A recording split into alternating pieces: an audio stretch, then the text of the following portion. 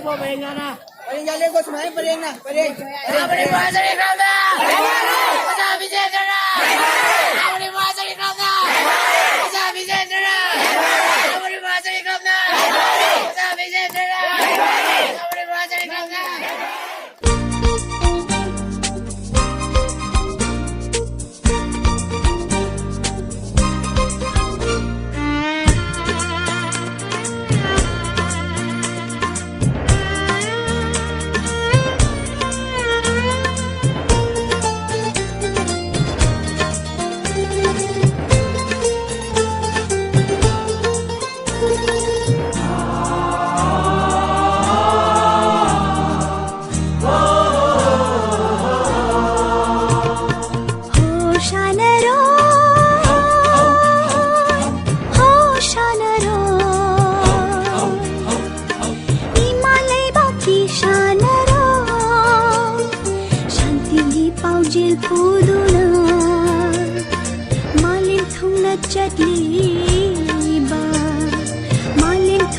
चटली बा हिमालय बाकी शानरो हो शानरो हो शानरो हिमालय बाकी शानरो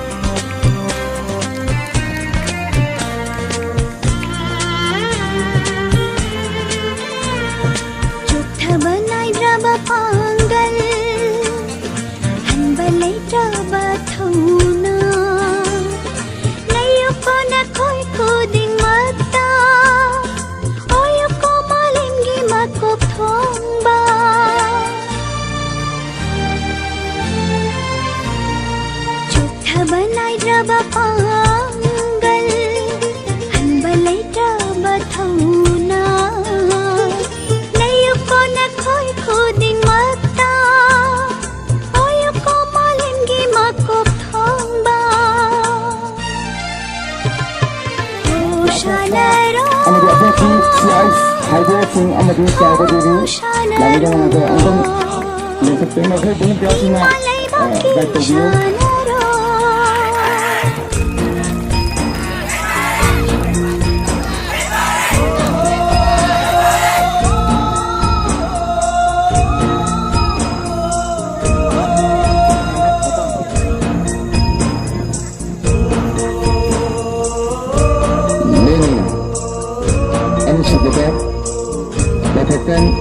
Regina Devi, Marne,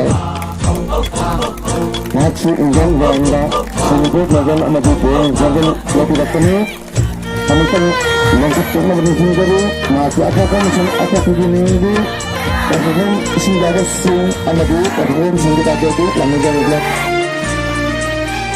Awat padi Laigani Lakhoida, Imana Pibadi Ngamdaba Awat padi laigani na khoida himaga pibadi ngamdaba pining badi kongaini kari lairi himagi upa kari lairi himagi upa kari lairi himagi upa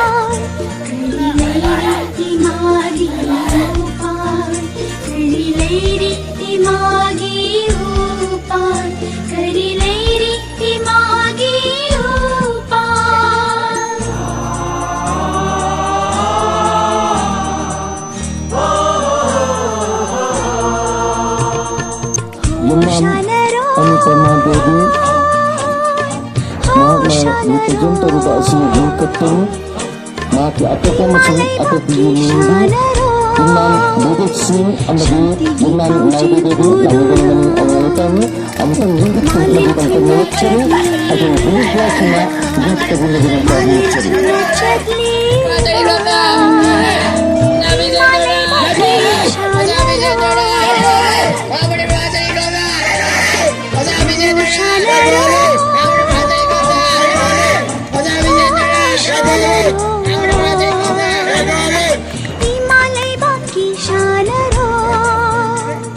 Devi Himalaya बाकी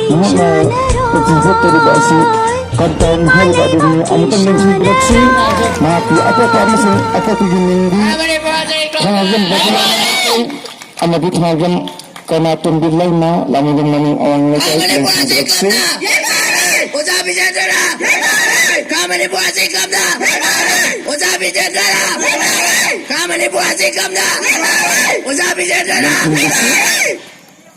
hangam Sasita Devi makna representative na lingkap ni amutan lensin direksi maksu menanggap penjat kita hangam bagaimana meteornya di hangam kena tumbuh lagi ini lalu dengan orang mereka lensin direksi Usabi Jendela Kamari puasa ikhlas Usabi Jendela Kamari puasa ikhlas Usabi Jendela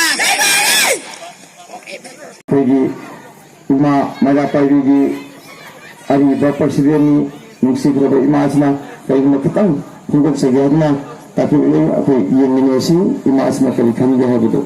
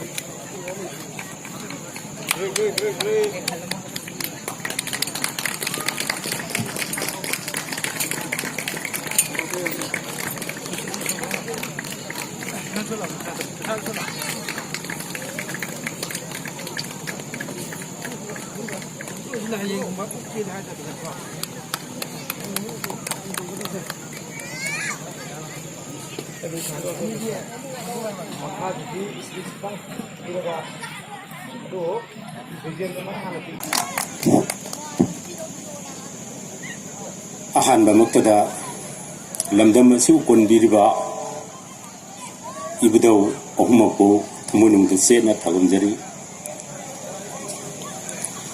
lunena ngasige simlaba kuntha taruk suban national game asida lamdam asigi sanaroi singna asauba maman yamlaba mana kaya galunena halakpagi makoibu opogi thoromasida aikoina haijeruba matamda hara horau yabiduna ngasige asigumlaba sanarosing asibu opogi thoramda lengsin biriba athoiba atithigane lengsin biriba pumna manga haugalokliba sanarosingbu yokatpiduna amadi tungi jatigo afaba maru sangba sangsang lawo mating leiba sanaroi mamam puthokpada mating pangbiu haijabga loinena mayamdagi ya kaina da betan tunjeri